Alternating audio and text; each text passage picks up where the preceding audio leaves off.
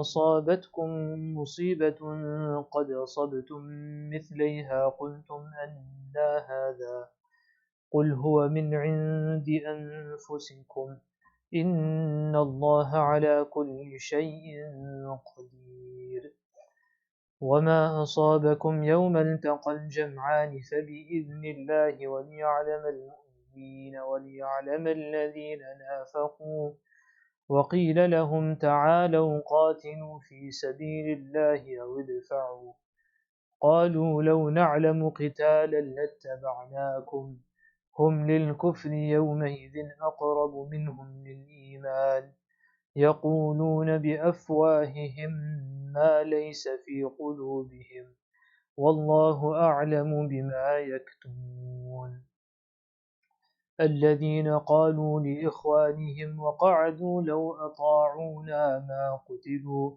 قل فادرءوا عن أنفسكم الموت إن كنتم صادقين صدق الله العظيم. Ayah 165 of Surah Al-Imran. Allah subhanahu wa ta'ala, the Quran Kareem is speaking about the incident of Uhud once more. A few ayat came in the middle. Before that, the dhikr of Uhud, the mention of Uhud was continuing. So now once again Allah subhanahu wa ta'ala, the Quran Kareem mentions about Uhud. أَوَلَمَّا أَصَابَتْكُمْ مُصِيبَةٌ قَدْ أَصَبْتُمْ مِثْلَيْهَا قُلْتُمْ أَنَّ هَذَا. In the battle of Uhud, what happened, as we've done multiple times, that towards the end, the Sahaba anhum, those that moved from their post, because of that, 70 of the Sahaba were martyred. Now upon this, some Sahaba, some said, Anna hada. From where did this come? How did this happen? Anna hada, yani min ayna hada. From where did this happen? How did this occur? So the Quran Kareem, Allah subhanahu wa ta'ala is answering that and saying that, is it that when any affliction strikes you, is it that when musibah, an affliction, yani, that so many Sahaba were martyred, قَدْ أَصَبْتُمْ مِثْلَيْهَا, whereas you also afflicted them double the amount, meaning at the time of Badr. At the time of Badr, the Sahaba anhum, they did double the amount. How is it double? Yani 70 of the Kuffaru Makkah, they were killed, and 70 were taken as prisoners. 70 were killed and 70 were taken as prisoner of war. So that's that's double the affliction. Yani 70 Sahaba in Uhud were martyred, and 70 in Badr of the Kuffar were killed, and 70 were taken as prisoners. So the Quran Kareem is saying that in light that over there at the time of Badr, this is what you did. In Badr, that you afflicted 70 of theirs and took 70 prisoners of theirs. And over here now, 70 of yours have been afflicted. So you are saying min ayna hada, whereas it's very clear that over there in Badr, there was complete ittiba' and following the command of Rasulullah sallallahu alaihi wasallam. No one deviated even one bit. There was no apparent deviation, nothing of that sort. Exactly what Rasulullah said, the exact post that Rasulullah stipulated for you, all you followed that. So over there, when you followed the exact command of Rasulullah, then that was the result. So that was the result, that from Allah subhanahu wa ta'ala's side, there was nusrah, there was assistance, that Allah subhanahu wa ta'ala put ru'b and fear into the hearts of your enemies, and there was complete assistance from the side of Allah subhanahu wa ta'ala. And over here, when you wavered somewhat, some of you wavered, then this is what happened. So it is not something which is very ba'id, it's not something which is that you cannot understand that why this happened. قُلْ هُوَ مِنْ عِنْدِ أَنفُسِكُمْ. Say that this is because of what you have done. هُوَ مِنْ عِنْدِ أَنفُسِكُمْ. It is from what you have done. إِنَّ اللَّهَ عَلَى كُلِّ شَيْءٍ قَدِيرٌ. Indeed, Allah subhanahu wa ta'ala is most capable over everything. That Allah subhanahu wa ta'ala, where He wants, when He wants, He will give you nusrah. And the apparent means of that is what? That you follow exactly the commands of Rasulullah. And when it seems that some have wavered, then Allah subhanahu wa ta'ala, to remind you of when one and other hikmah, wisdoms in Allah subhanahu wa ta'ala, the other situation can also come there. Over here, Mufassirun also mentioned that this ayah also shows that that the situation in this world many a times changes.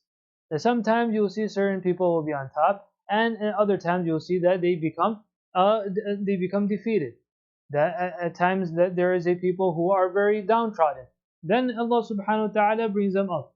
And then again this cycle continues. Meaning in this world, defeat and victory, all of these things are not necessarily indicate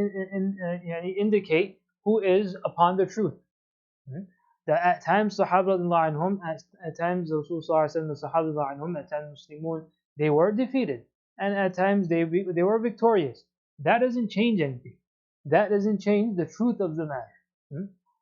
Victory in this world, or good and prosperity in this world, that doesn't necessarily mean that whoever is prosperous, that means anything and everything they're doing, that their ways are correct. That whatever they believe in, that becomes correct. No. In this world, Allah subhanahu wa ta'ala sometimes gives victory, sometimes gives things of this world. Allah subhanahu wa ta'ala gives prosperity to certain people. And in the Quran Kareem, Allah subhanahu wa ta'ala says regarding Fir'aun that the river of Nile was basically running beneath his feet, that it was under his control. At the same time, the Fir'aun, Quran Kareem says that Fir'aun was the worst of the people. Take the example of Qarun. That Allah subhanahu wa ta'ala says that he had khaza'in, he had so many treasures. Yet the Quran Kareem doesn't speak of him in a good light. So this also, again, once more, what we're emphasizing here is that prosperity and apparent victory of these things, this does not decide truth, that who is upon haqq and the truth in this world.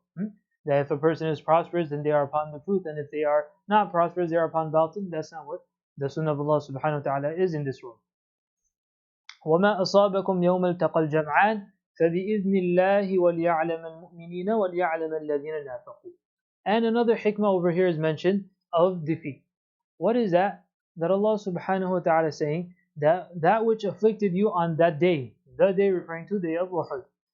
Which day? التقى الجمعان, that the two armies met. Again referring to Uhud. فَبِإِذْنِ اللَّهِ, this was by the permission of Allah subhanahu wa ta'ala. Affliction which comes to Muslimun is not out of the command or the command or permission of Allah subhanahu wa ta'ala. That's also within and under the qudra of Allah subhanahu wa ta'ala. What is the hikmah behind this? فَبِإِذْنِ اللَّهِ وَلِيَعْلَمَ الْمُؤْمِنِينَ وَلِيَعْلَمَ الَّذِينَ نَافَقُوا. So that it becomes apparent and clear that who are the believers and who are the hypocrites.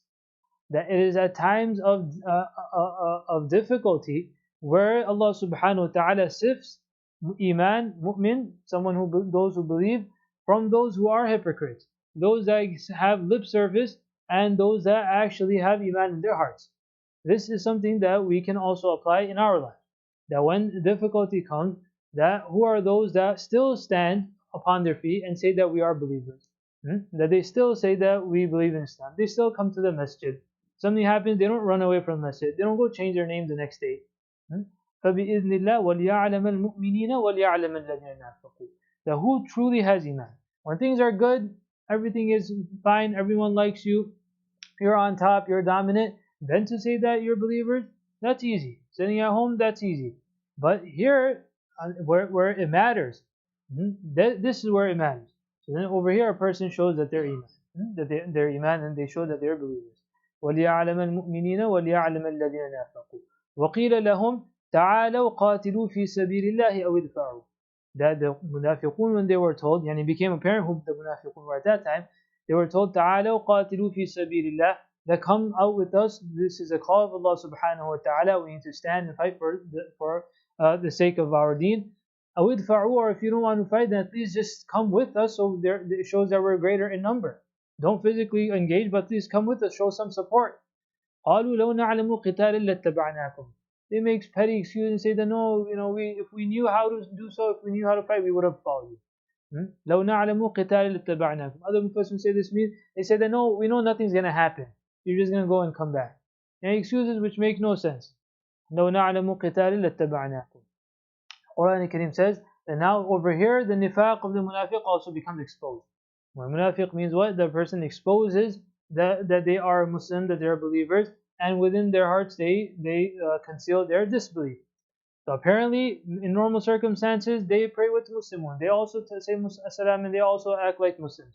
But over here today, the Quran came saying that it became open and that they are closer to disbelievers. How so?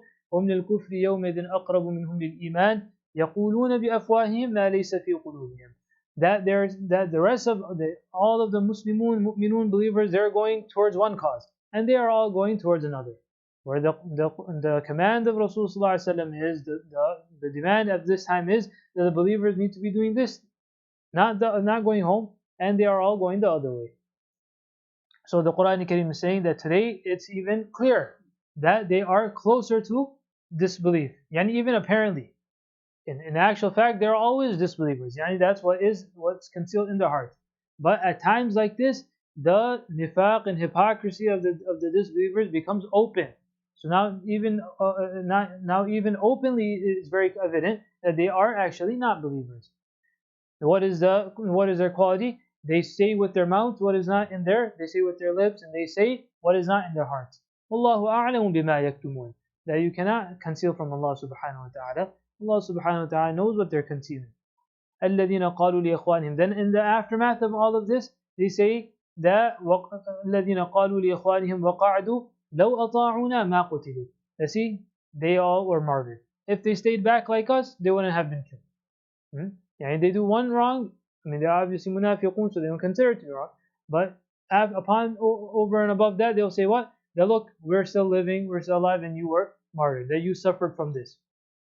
Allah subhanahu wa ta'ala is saying that death is what you're scared about. Then قُلْ فَادْرَوْا عَنْ أَنفُسِكُمْ الْمَوْتِ إِن كُنْتُمْ صَادِقِينَ. If not today, then tomorrow. If not on the battlefield, then in your homes. The death will come to you inevitably. So that shouldn't deter, and that doesn't stop a believer from fulfilling his obligation. قُلْ فَادْرَوْا عَنْ أَنفُسِكُمْ الْمَوْتِ. Then repel from yourselves death if you are true about this. That just by sitting at home, just by sitting in your homes, that you feel that you are safe. We make dua that Allah subhanahu wa ta'ala gives us understanding of the Quran al-Kareem.